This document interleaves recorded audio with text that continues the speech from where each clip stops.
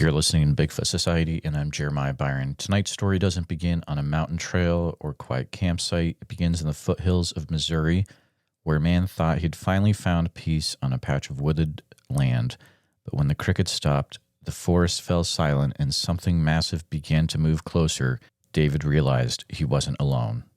David's journey with the unknown has spanned decades, but one night he faced the reality that the legends were real. To find out more about David's story, stay with us. All right, Bigfoot Society, we've got the privilege of talking to David today. David is an individual from down in Missouri, and he's had some really interesting things happen over the last few years. So I've invited him on to the show to share what he's been experiencing. Welcome to the show, David. How are you?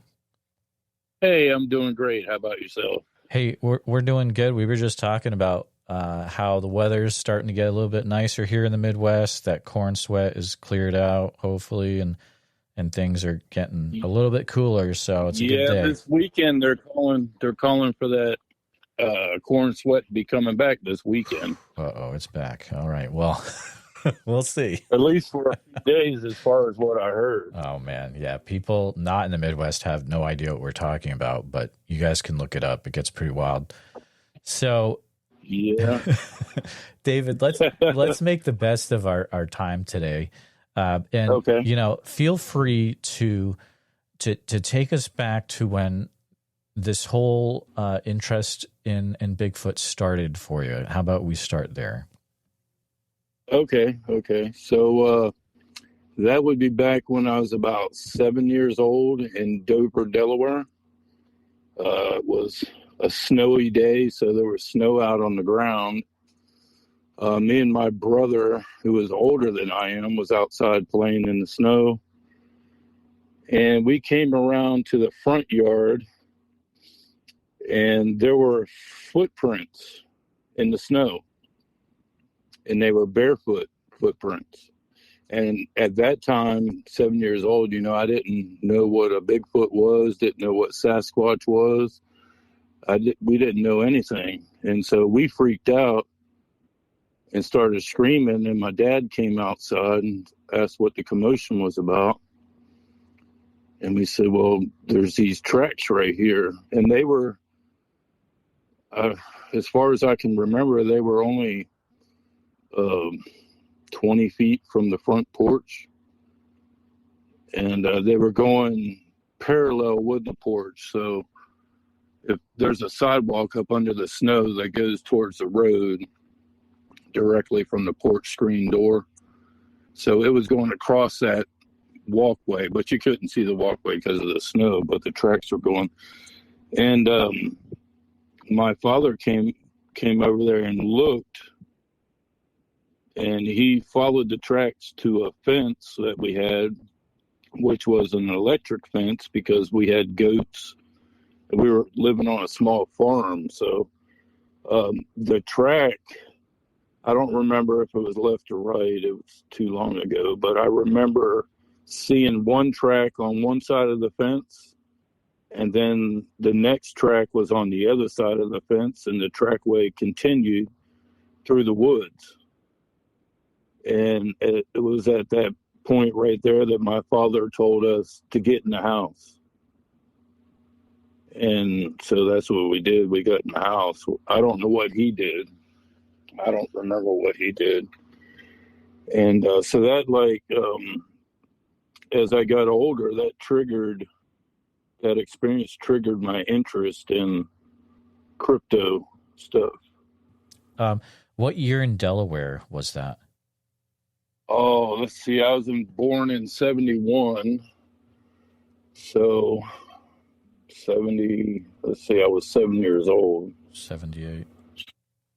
Yeah, somewhere in there. And another thing, growing up, our parents used to tell us, be home before dark or the dusk man will get you. And at the time, I didn't know what the heck that was, But that refers to Bigfoot or a Sasquatch. And I didn't live in the city of Dover, Delaware. I lived out in the country away. I think it was Camden, Camden County. Might have been in. I really don't remember this county. It was somewhere over there, but it was out in the country. It wasn't real far from Dover, but it was out in the country. Gotcha. And it was all wood. It was all wooded land. Like, heck, man, behind our house we had like a huge garden, probably 5-acre garden. Behind that was a canal that went up from the back of our property, went up and made a T, went left and right. And it was just all woods back up in there. Mm. Yeah. How big were the tracks approximately, do you think? Gosh, they were way bigger than my father's footprints. This would only be a guess, but they look. If I had to, I don't even know how to answer that because it's been so long ago. I remember I see the picture in my head of the tracks in the snow and how long they were. I don't know, 16 inches, if I had to guess. Yeah. Yeah, they were big tracks, and like I said, they were barefoot, and they were deep in the snow. And you could see the toe. I remember seeing the toe, all the toes. The snow was all compact, so, it wasn't like fluffy snow where if you try to, you'll sink. It wasn't that much snow on the ground to begin with, probably 2 or 3 inches at that time. Absolutely. And I don't remember if it was November, December, January, or February. I just remember it was cold outside. We were playing in the snow. And we found them tracks in the front yard, called our father. He immediately told us, once he made it to the fence line and seen the tracks, one stepped over the fence. The fence was, 5 foot tall, perhaps, maybe 4 foot tall. And that just started it all. Wow. One last question about that part of your story there. Did you guys ever have any situations with the goats on the farm or other animals where, they would come up, dead or killed in weird ways? Yeah, there was. I remember there was. I don't know the circumstances now, but I know our chickens used to come up missing. Quite a few goats came up missing. Yeah. And we also had a pony on our farm, but he was always kept inside at nighttime. He was never outside during nighttime. Okay. Gotcha. Yeah. Any for the smaller ones, were the heads ever ripped off or legs broken or anything like that? Oh, I don't know anything about that. Okay, gotcha. I just recall my father saying that something killed the chickens again or something killed another goat, but he never said what it was, never told us what kind of condition it was in or anything. And I never seen it. I just recall him mentioning it. So yeah, that's very interesting. You definitely did have quite the start at a young age, but feel free to continue where this took you in your life, having this experience. Yeah, so my father, he was in the military. He was a civilian employee for the military, and he worked on classified stuff. And in 1979, he got transferred to Homestead, Florida. He put in a bid for Anchorage, Alaska, or Homestead, Florida. Well, he ended up winning the bid for the Homestead, Florida job. And that put us right at the very end, close to where the Everglades are and all that. And we lived there. I never had any experiences down there. But when we moved up to northern Florida, due to the violence down in that area of South Florida in 1986. So from 79 to 1986, we lived in South Florida, and then we moved to Northern Florida in 1986. All the area in this little town I lived in, which was in Clay County, Florida. I won't give the name of the town, but I'll tell you the county. It was all wooded. There was several lakes around the area, all wooded though. It was out in the country again. And there were several occasions when I used to ride. I had a dirt bike. I used to ride the trails with my friends. And to avoid taking the road so we didn't get in trouble with the police, we used to take the trails through the woods to go to the store, which was, I don't know, a couple miles away.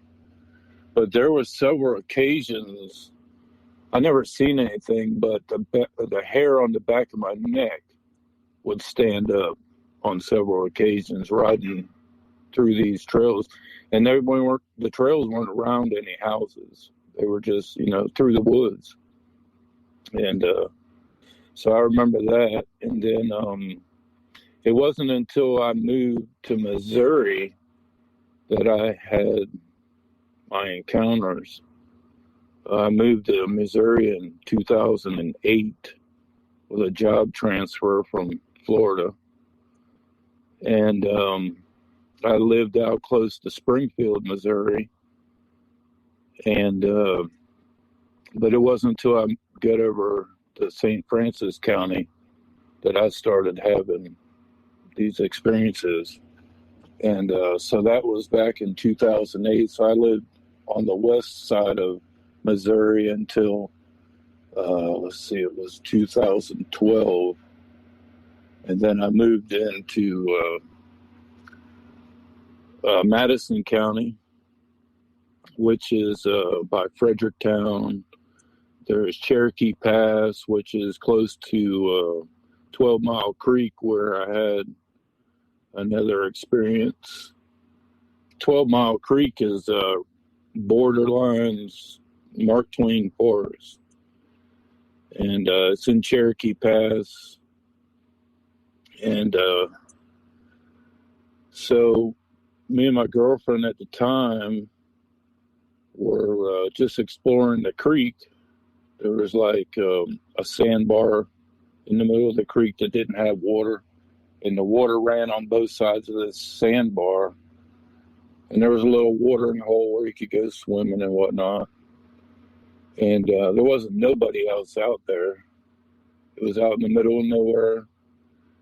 Her family owned acreage farther down the river, but we weren't anywhere close to that. But it's out in the middle of nowhere. And we found footprints going across the sandbar. And I remember those were 18 inches long.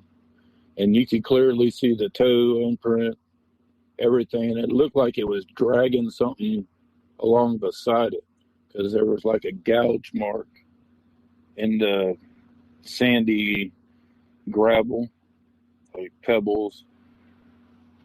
Man, that was that made the hair on my back of my neck stand up too.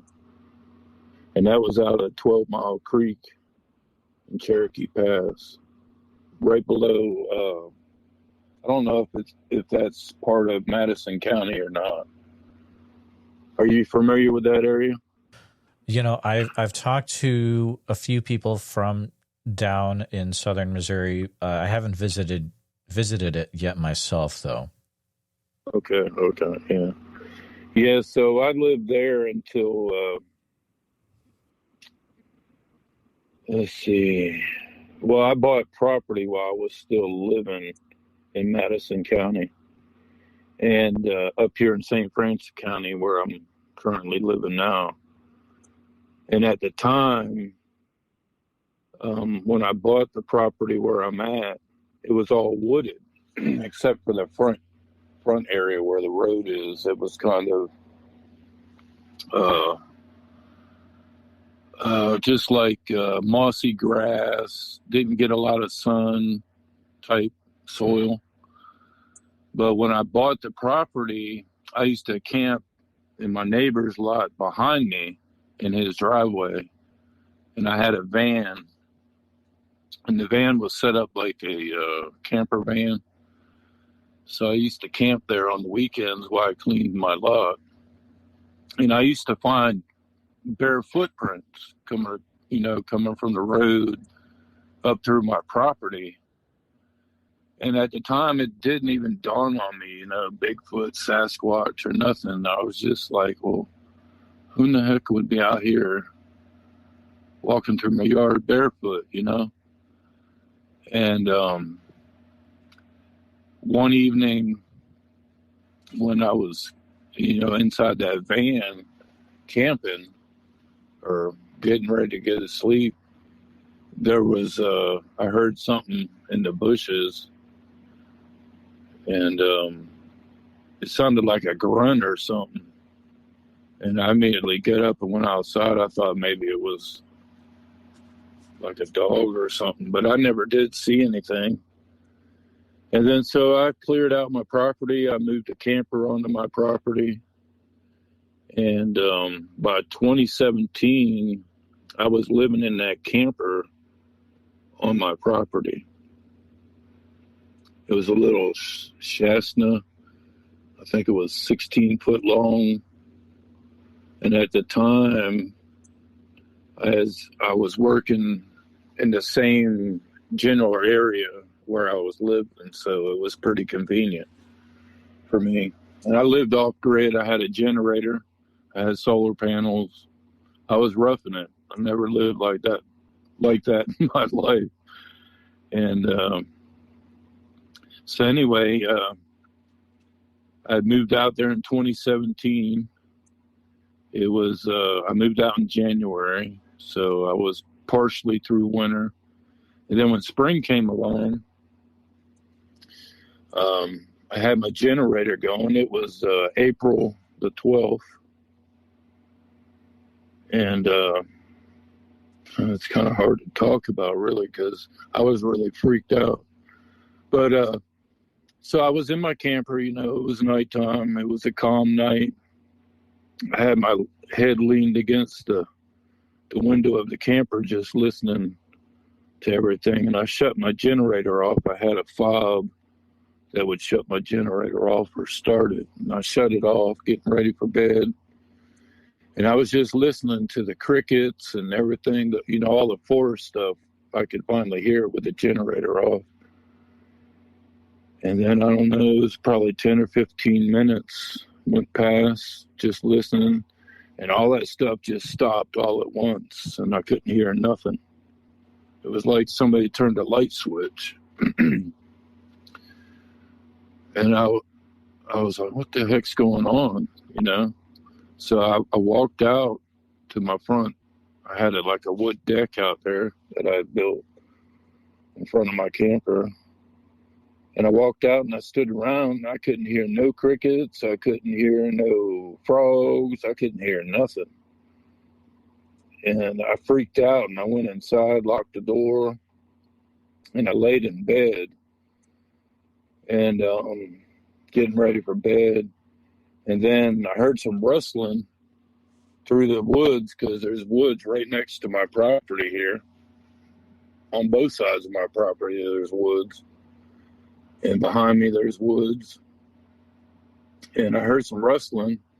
And then I heard this loud crack on a tree. It sounded just like somebody took a baseball bat or something really hard and smacked the tree, because it was like, it made a real solid sound like that.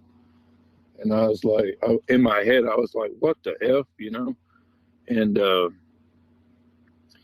it was like a light switch in my head came on, and it was like, dude, you just heard a tree knock. And then that's when the panic set in. because, at the time, I've never really experienced it personally. And so then after the tree knock, I could hear metal crinkling, and this was a couple, it was probably about 45 yards away. I had a metal shed over there. Eventually, I figured out that it was something pressing against. It sounded like somebody pressed against the metal shed because you could hear the metal crinkle in. And then I heard some more rustling around, and I felt this. It was like a vibration in my chest. I could feel the vibration in my chest. My cat was freaking out. She was hissing. She was up in the window hissing. And it was a real bad smell. I couldn't even describe the smell. It just smelled really bad. And I felt petrified, man. I've never in my life been that scared and terrified. I was frozen with fear in my bed. I couldn't move. And at the time I had a cold and I had to cough. And I ended up putting a pillow over my face and coughing into the pillow as lightly as I could, because I felt in my mind that this thing was coming closer to me. And my cat kept hissing and whatnot. And then nothing really came over and disturbed me, but it felt like it. I could feel the fear. I was terrified, petrified. And eventually, just give me a second, dude. It's like it happened yesterday, thinking about it. So eventually, I could hear this thing walking away through the gravel. And it sounded like it was dragging something behind it or dragging something. And then it let out this, it sounded like a whoop, but it was more like a screaming whoop. It was loud. I could feel it in my chest. And so, I don't know, 30 seconds or so went by after that. And it was like somebody flipped the light switch and the crickets came back. The frogs came back. And the forest was back to normal. And I didn't go right to sleep. I was trying to rationalize in my mind what was going on, because, I've seen TV shows about Bigfoot, and I never thought for a moment that would ever happen to me. I never thought that I would experience anything like that. And the very next day before work, I get up and I walked over next door and I took pictures of stuff, and there was damage to the shed. It looked like somebody put their hand on the shed and their weight pushed it in. There was a crate of eggs that was bad that I had sitting over there. It looked like somebody stuck their hand straight into the crate of eggs and, was eating the eggs that was in there. I didn't see any tracks in the gravel because the gravel was like 3/4 inch type gravel. But in the road, man, there was a huge footprint. I took a picture of it. I put down a tape measure, put my foot beside it. And this footprint was probably, I don't know, between 40 and 60 yards from my camper. In the middle of the gravel road, which was a compressed gravel road. You know what I'm saying? Like I couldn't even, if I tried to stomp up and down, I weigh about 275. Right. And if I tried to stomp up and down in the road, which I was trying to do a little bit away from this print, and I couldn't even put an indentation in the road. And I only found one track in the road. The other track, which was the right leg or right foot, was on the other side of the road, close to the ditch. So that really freaked me out because, you know, that showed me there was something heavy, you know, that stepped there. And it looked like a human footprint. It didn't look like a bear. It didn't look like a double step from a bear, because I've seen double step footprints from bears and from hunting and stuff. But I immediately freaked back out and started recalling the night before, and went on BFRO's website, and I ended up filing a report about my incident. And I had somebody by the name of Carter call me, and I explained to him what happened.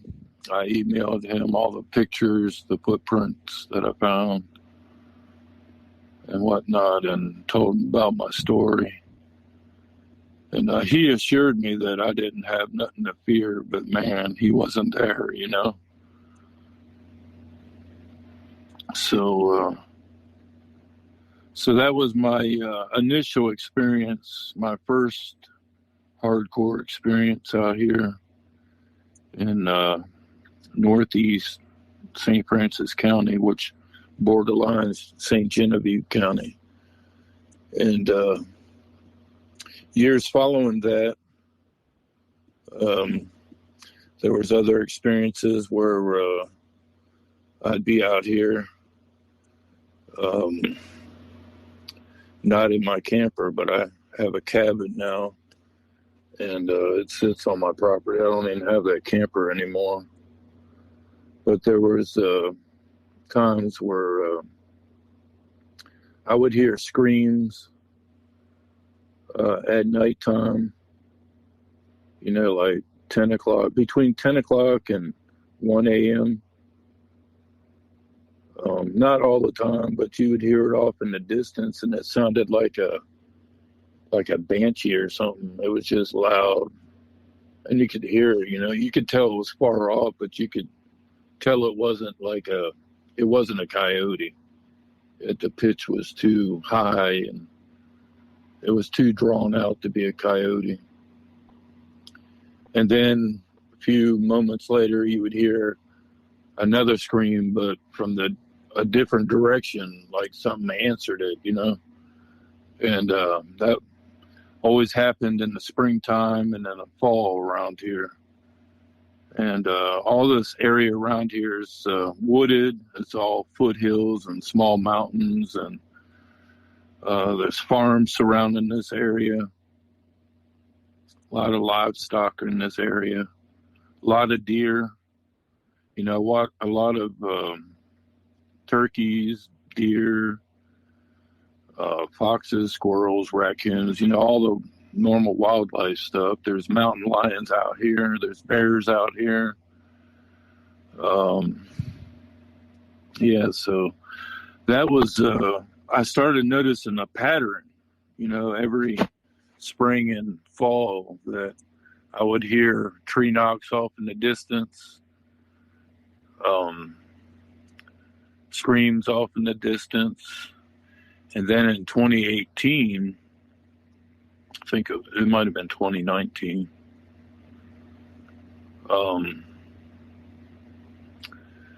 there's a Dollar General outside of where I live, and or down the road from where I live. And I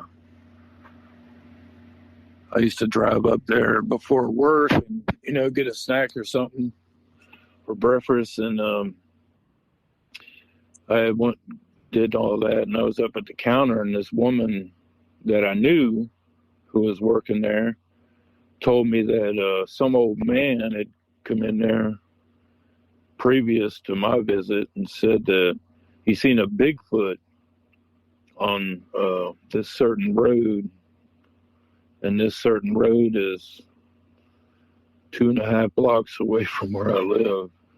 And I was like, what? And she was like, yeah, he was on his way to work and seen it cross the road onto this other road, which is just 2.5 blocks away. And I was like, wow, that's pretty cool. But in my head, I was starting to freak out from my experience in 2017. So I was like, all right, cool. Thanks for that info. And then I went on about my day, went to work, got off work, thinking about it all throughout the day. You know, this thing, at the time I was thinking, you know, if this is what this man seen, then, and it was also in April at this time. It was, I want to say it was April 4th, I think. But anyway, my day went on, and I got home, and I had this bright idea that I would do a couple tree knocks to see if I could get any response. And it was probably about 4 or 5 in the afternoon. And I did a couple tree knocks and nothing happened. And then I said, well, let's wait till it gets darker, like dusk, just about sunset, where you can't see the sun over the foothills anymore. And then I I chickened myself out. I didn't do it. And then I said, well, it's almost dark. You better do it. And so I got up, and I had a stake that you would hammer in the ground. You were going to stake out, you know, to build a house or whatever, left over from when I built my cabin. And I picked that up. It was just about dark, and I smacked a tree twice. It was pretty loud, and I didn't hear nothing, and I didn't hear no response. And so I sat back down on the steps, and it was damn near dark. And I said, well, I'll give it one more try. And I got up, and I smacked on this tree twice, man, a good solid hits. And no more than I could turn around and face the direction, I could hear something running towards me. And it was big, and it was moving the limbs out of its way, because there wasn't no leaves or anything on the trees yet. So it was just the bare limbs. But you could hear the limbs of the trees, you know, the small bushes and whatnot, whipping off of this thing. You could hear, you know, and you could hear the footsteps coming at you.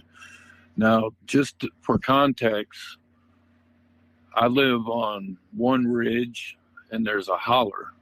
I don't know if you're familiar with what a holler is. I am, but do you mind describing it? There's some listeners that won't get it. Sure. Yeah.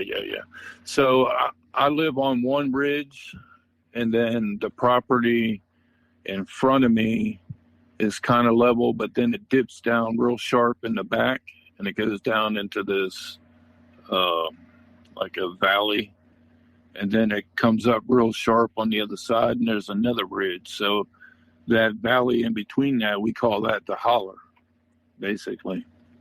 And so this thing was on the next ridge running towards me. So it had to run down that holler, which is really steep and rocky. And then there's some bluffs over there. And if you're not familiar what bluffs are, they're just rock croppings that are jagged and part of the landscape and whatnot. And anyhow, this thing ran up, stopped just inside the tree line before I could even turn around. and drop that steak I had in my hand. And I was freaking out in my head, man. I had a flashlight with me too, and I was panning this flashlight, and I couldn't see it. I couldn't see it. And I couldn't hear nothing. And then I heard this, oh, it was awful, dude. It was kind of like a growl, but it was like, it felt like it had vibration to it. And if I had to, it almost sounded like, you know how like a tiger gives that growl? You ever heard that? Yeah, kind of. It's like really deep and rumbly. Yeah, really deep and rumbly, but I could feel it in my body. And I still couldn't see this thing, whatever it was. And then when it made that noise, I wasn't even shining my light where I heard the noise. So I panned to the left where I heard the noise. And I seen the eye shine. I seen this thing was so freaking huge, dude. Okay, there's this tree that's across the street from my house. And it's on the slope part, not right before the drop off where it drops off into the holler, but it's like right before that.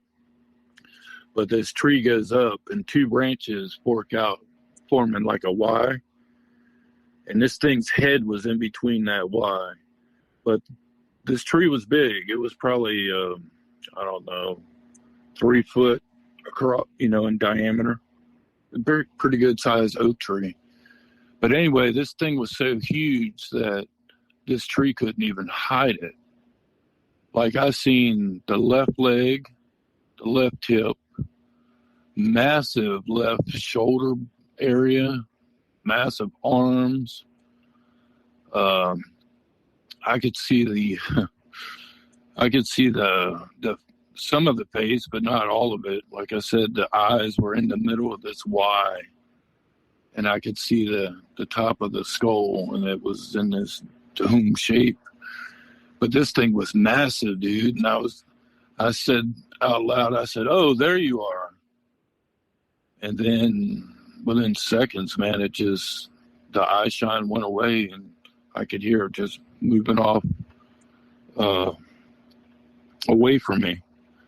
But I thought for sure that, because at one point when I was, it's like time stands still when you see stuff like this, and I was probably only 10 foot away from my front door, man.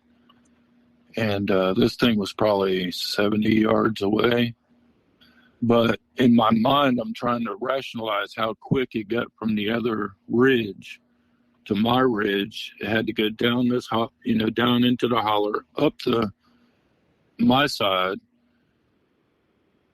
and get to where it was at, was further away from if it just went straight, If it had to come, straight at me, it would have been way closer. But it didn't. It had to have gone like at an angle, you know what I'm saying? Down the holler, up the side where my ridge is, and then behind this tree, because the tree was way far to the left. Where I wasn't even looking over there, because I was thinking it was going to come. I thought it was coming straight at me, is what I thought.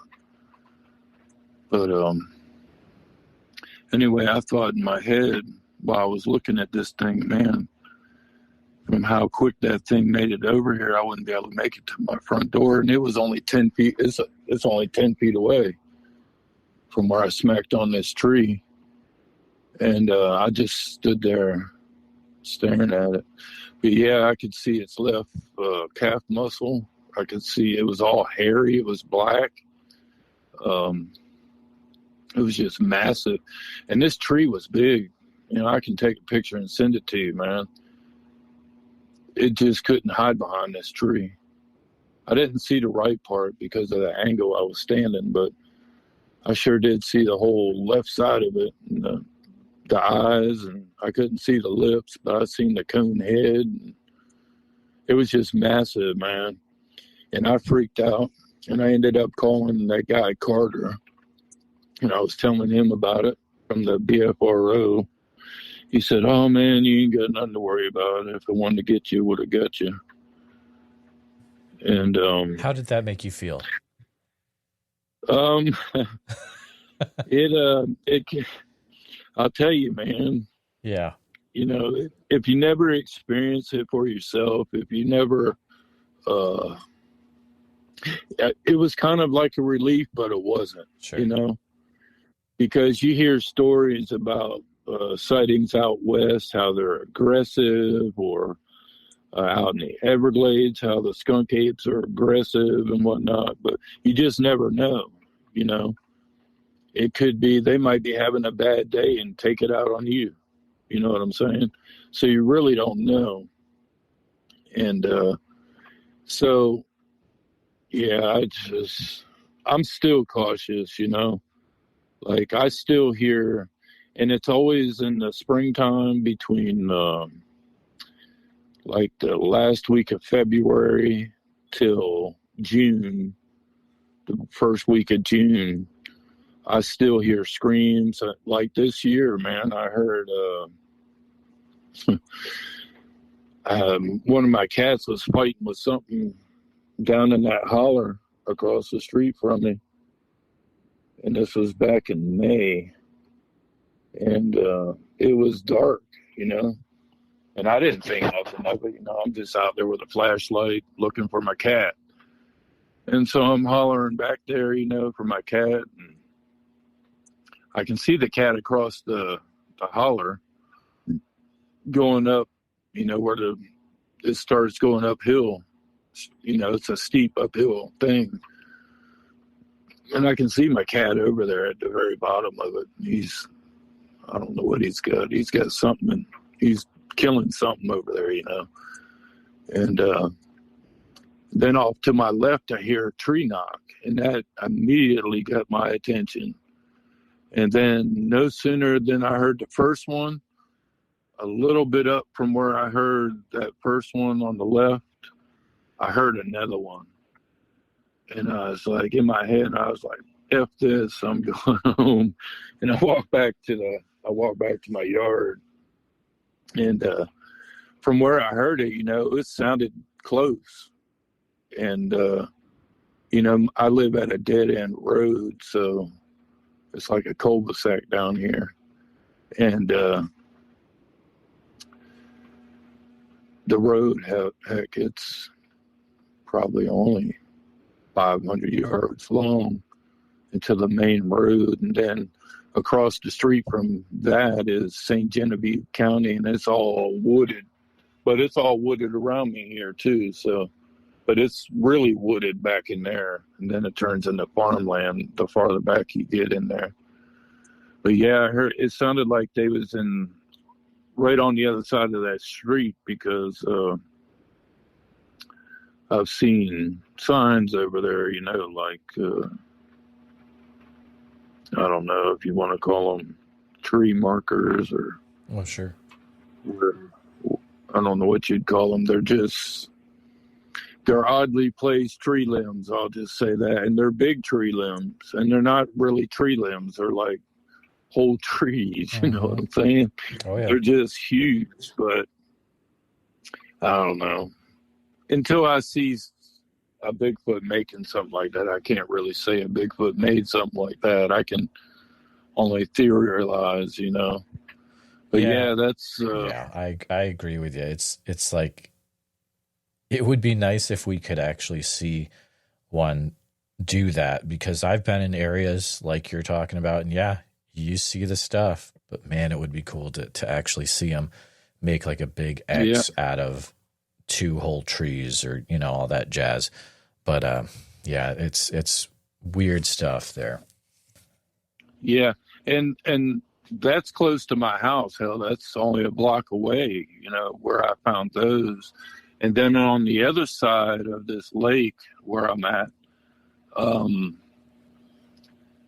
I found ones over there in the woods, but they're different. They're not the same as the ones over here. They're different. They're smaller. They're not nearly as large, but like I said, until I see one make one, I can't really say that's what made it, because man could have did it somehow. Yeah.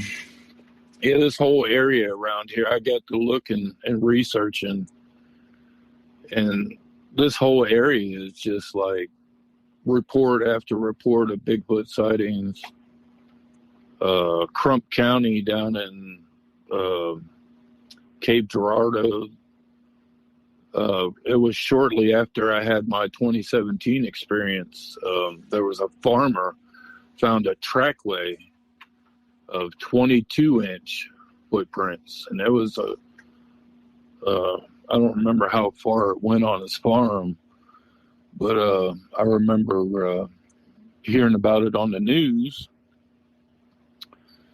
and that's only like an hour from here south, Cape Girardeau. And yeah, so there's been reports all throughout this area.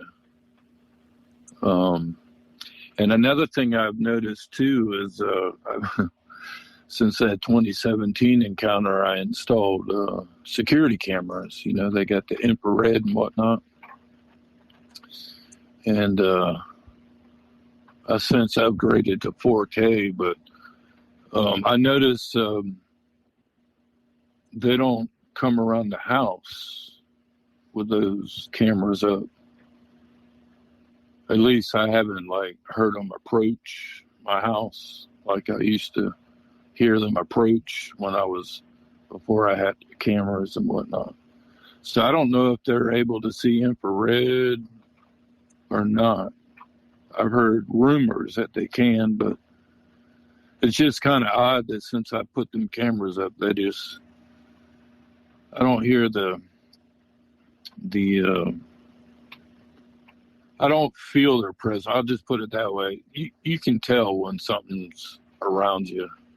Your gut instincts or sure.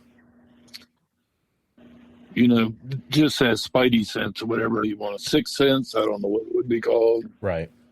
You know what I'm saying? You can just tell something ain't right, that's around you. But I haven't felt that since I put them cameras in. So okay. So I don't know if they can see. Are you using those cameras more as a deterrent then? Mm-mm. No, I put them up trying to catch evidence of them. Because, I would tell my neighbors, and they looked at me like I was stupid and crazy. And then I felt stupid and crazy for telling them, But it happened to me, I can't deny what happened to me. It happened, it petrified me. Oh, absolutely. In a sense. And then Carter, he tries to convince me it's okay. There's no reason to be scared. But like I told him, I was like, man, you wasn't there. You know what I'm saying? You weren't there to feel what I felt, Yeah, absolutely. I'm getting better. I'm getting a little better though. I got a side-by-side, and I won't, I'll put it this way. I don't drive it at night through the trails like I used to since that experience in 2017 and in 2018, 2019. I don't drive it through the woods. That's all I can say at nighttime, unless I got somebody with me. And I even got I got a thermal camera too that I can mount to my side-by-side, and I can put it up on a little tablet, on a bigger screen so I can see what's in front of me. I still don't, I still don't do it by myself. And I'm 54 years old, man. It's kind of embarrassing in a way, but I just know what I've been through, you know what I'm saying? And yeah, it has me on edge. Yeah. There's a part of me where it's got me on edge because you really don't know the intentions of these animals or half humans. This thing kind of looked human, just looked hairy, you know, and big, you know. So you got the Bible talks about giants. I see a lot of these TV shows, they want to classify it as a primate. I don't think it's a primate. I think it's more human than a primate. It's just hairy. And yeah, so wow. So you really don't know what their intentions are. You know what I'm saying? A few things to comment on. So okay. Carter's a good guy. I've talked to him before. I've interviewed him. He is a good guy. Mm-hmm. I think, you know, I know why he said that. He was trying to, you know, make you feel better, which is great. Yeah, you know, but you know what happened, right? I mean, you lived it, so. Yeah, I felt it, man. I felt the fear. Yeah. And it's almost like they're growling with ultrasound, or what is it called? The infrasound, yeah. Infrasound, yeah, like a tiger does, because I could feel that in my rib cage, man. You know what I'm saying? Even on 2017, it was just like, it wasn't even a growl. It was just like this. I could barely hear it, but I felt it more than I could hear it. You know what I'm saying? Oh, absolutely. And man, because I was moving in the bed, and then when I felt this, dude, I was just like, I was like a toothpick frozen in my bed. And my stupid cat, man, she kept going up to the corner of the window and hissing. And I'm thinking in my head, come on, cat, don't do that. That thing is going to come over here. You know, that's what I was thinking in my head. And at one point, it did start approaching my camper, but for some reason, it stopped and went the other way. And thank God it did that. Yeah, I was petrified, man, that night. That was my first encounter, personal encounter. Yeah, it's crazy to start at that point. I mean, that's wild. Yeah, because I didn't have nobody to call. There ain't nobody around me. Mm-hmm. You know, my closest neighbor that was probably at their property was a mile away. You know, they're not going to hear me scream. You know what I'm saying? Oh, sure. So it was just me, my cat, and it. Man. What, and then that footprint. Absolutely. That footprint I found on this thing. Have you ever talked to your neighbors and to see if they've experienced weird stuff too? Or? Oh yeah, they say they haven't seen nothing. Matter of fact, they call me crazy that I even believe in something like that. Oh, that's terrible. That's what they call me. It is terrible, because I don't know why people are like that. People are just like that. But they can think whatever they want, I know what I experienced. I know the fear I felt. I know what I've seen across the street from my house and between that tree. And, I know what I heard before I seen that. And it sounded big, and then when I seen it, it was huge. This tree couldn't even hide it, man. I don't know what this thing was thinking, trying to hide behind this tree, but it could. It's funny because to me it's comical when I think about it now, because obviously this thing was trying to hide behind a tree, but I guess it thought I couldn't see it. But this tree was like a telephone pole.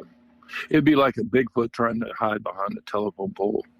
But the tree is huge, it's big around, but it still couldn't, it wasn't wide enough to hide this Bigfoot. That's how big it was. And it was just muscular, dude. It looked like if I try to pinpoint anything that would come close, it would be like putting hair on the Incredible Hulk and making him really tall, but that muscular, and then putting hair on him. That's how big it was. It was just huge. And It didn't look like a gorilla. It wasn't built like a gorilla. It looked like a hairy, oversized, muscular human. The way the body and the hands looked human. I couldn't see any reflection of claws, you know. You know how like bears sometimes at the angle their claws a certain way or something, you could see like a little hint of purple or something because of the what do they call that? You know how like if you trim your dog's nails, the quick or whatever. Oh, sure. Yeah. So, yeah, I just know what I experienced, and it was just terrifying. Even though Carter says I have nothing to worry about, I know he's just trying to reassure me, you know, so I don't try to move. I'm not going to move or nothing, but right. In a way, if I look at it as an open mind thing, I'm privileged to have experienced what I have, but I'm damned at the same time, you know, because I can't erase what happened to me. You know, I can't erase those memories. Oh, that's true. I mean, it's with you forever, and it's forever affected you. Even though it sounds like you are starting to get a handle on it, it definitely has always affected you. I have a few questions about what you saw, if that's all right. Yeah, that's fine. So you mentioned it was the left side of it, and you saw the eyes. Do you remember? Did you happen to see if it had any whites around the pupils, or if it was all just dark? No. The only thing that I could see was the eye shine, and the eye shine was white. It looked like diamonds, man. The way it just reflected back at me. It was white. It wasn't red. Now, I have seen red eye shine in the woods before, but they weren't yellow. They were white. It was just white eye shine reflecting back at me. And it was bright white. It wasn't like a dull white. If I had to guess and try to compare something as close to what I've seen, it would be the driveway reflectors that are white, or the white reflectors on a police car. You know how it's got that diamond type reflection to it? That's what it was. And then when I panned the flashlight up a little higher, I could see the outline of the domed head, and it was all furry. The left shoulder, which protruded out from behind this tree a good 2 foot, I could see its left. There was no hair below its neck. There was no hair there, and the hair didn't start on its breastplate area until about midway down. So I could see the muscular part of its left chest muscle. The arms were huge, man. They were, I couldn't even guess how big around they were. They were just huge. This thing was huge, man. And anyway, I went out the next day and I measured this tree to where I seen approximately where I seen this eye shine. In between this, you know, the two branches broke out left and right, so it made like a Y at the top of this tree, and that measured 9 feet. So to the, you know, where the two limbs split apart, it was 9 feet to that part. So the eye shine was a little bit above that, and then the head above that. So I'm guessing 9.5 feet tall. And plus, the ground sloping right there from my vantage point, you know, because I'm up higher. I'm on just about on top of this ridge right here. So it's probably a good 5-6 foot drop in elevation to where this tree is from my property. and then it drops off. Directly behind that, it drops off down into the holler. And this thing was tall and it was big. It was muscular and it was hairy. And it wasn't all hairy, like I said, up under its neck, and part of his chest was not hairy. It was like not like a purplish color, but it was almost purple, but kind of like a dark grayish purple. And his hands weren't hairy either. They were the same color as that part of his chest. The back of his hands wasn't hairy. They just looked like large human hands. But they were real long. His fingers were really long. Okay. I remember that. And I didn't really get a good glimpse at his thumb because I was just like panning all over the place, trying to keep my flashlight on this thing and whatnot. But yeah, it was huge, man. I just made a connection in my head. So you said, were you saying the skin or the hair was purplish? The skin. Really? Yeah, it was like a dark purplish gray color, and the fur was black. It was jet black, but the skin looked like a dull, deep, dark purplish gray color, and it was the same way for the back of his hands. And I couldn't see the front, the palm. I couldn't see the palm of his hand, so I don't know what color that was. Sure. But the left arm went below his knee on the left side, and I couldn't see his right arm. I couldn't see any part of his right side of his body because the angle that I was standing at, the tree was covering that portion. You know what I'm saying? Mm-hmm. And yeah, it was just huge. And this whole time that I'm looking at this thing, I'm thinking, the front door's right there. It's just 10 feet away.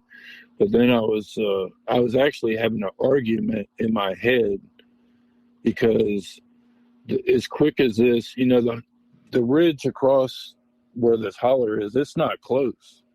It's by God, no means close. It's probably 2 blocks away to the next ridge. It's a big span that it goes down into this holler. And it made it from over there to this tree within seconds, man.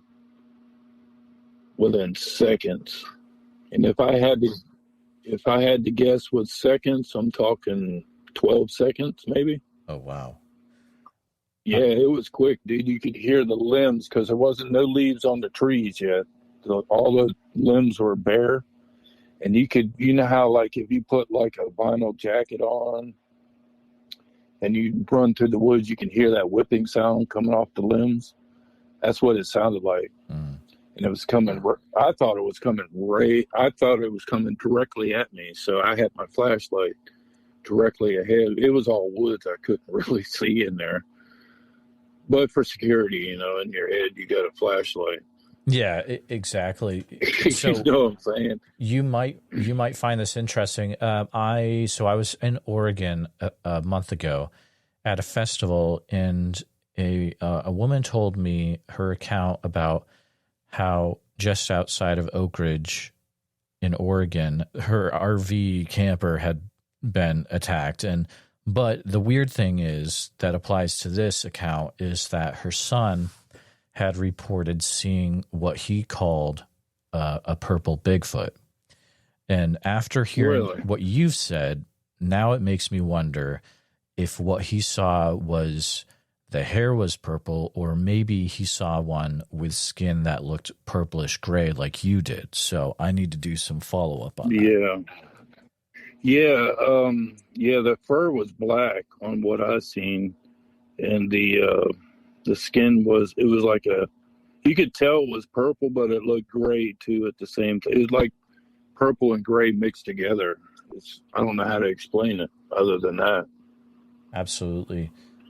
Another thing that I wanted to bring up, and I've just found this in my looking into your area, is there's an interesting other legend of a local creature in your county called the Catman of Doe Run. And Oh, really? Have you ever heard of this one? No, I sure haven't. So it's interesting because it's described as humanoid, and it will attack cars at night. It's blamed for livestock being killed.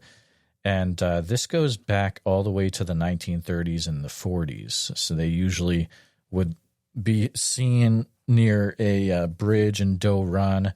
But just, kind of an interesting thing. It's called Catman? Yeah, it's called the Catman, kind of how it looks like, but in the face area. But the things it's doing kind of, I don't know, that kind of sounds like it could be Bigfoot behavior in a little bit, but I don't know, just another interesting thing about your area. Yeah, I've never heard about that. Okay. I know like the Momo, and they're referring to Bigfoot with the Momo. Right. Yeah, I've never heard that. Interesting. Have you ever talked to Miguel about this? No, I did. I do watch his videos, and I did send him an email. Okay. And I told him about my BFRO report. Sure. And I told him that there wasn't no need for him to come out here. Mm-hmm. Okay, gotcha. I just wanted to share my story with him. Yeah, absolutely. But okay. Cool. Yeah. Wow. David, what man, absolutely wild, the things that you've gone through. And it sounds like it is at least controllable with the cameras up. But it'd be interesting if you had an area that is not your place you're living in, but on the same property, you could put the cameras over there and like put them towards, I don't know. Oh, like where I know they're traveling, because right. Like I've come up with a hypothesis is that these things are migratory beings, okay? And because I rarely hear them between the mid-June and August. The only time and then throughout the winter, I never hear them throughout the winter, screaming, and I never hear tree knocks during the wintertime. So, like I said, I only have had these experiences between the end of February and the first week of June, or September when it starts cooling down, and maybe the first week of November, and then it's all quiet. So that led me to believe that they're a migratory being, Oh yeah, especially in our area of the U.S., that Midwest. I'm pretty sure they're migratory in Iowa for sure. Yeah. Yeah. Absolutely. Well, man, David, it has been a real fun time talking to you, and thank you for sharing your accounts. I mean, if things do continue to happen, please, keep me in mind, and you can always reach out if things continue to happen down there. But hopefully, you got things under control now. Yeah,